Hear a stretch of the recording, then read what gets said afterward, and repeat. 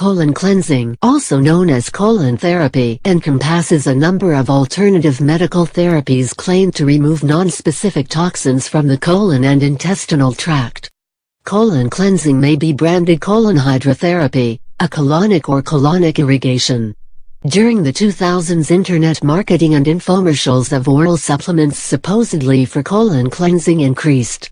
Some forms of colon hydrotherapy use tubes to inject water, sometimes mixed with herbs or with other liquids, into the colon via the rectum using special equipment. Oral cleaning regimens use dietary fiber, herbs, dietary supplements, or laxatives. People who practice colon cleansing believe that accumulations of putrefied feces line the walls of the large intestine, and that these accumulations harbor parasites or pathogenic gut flora, causing non-specific symptoms and general ill health.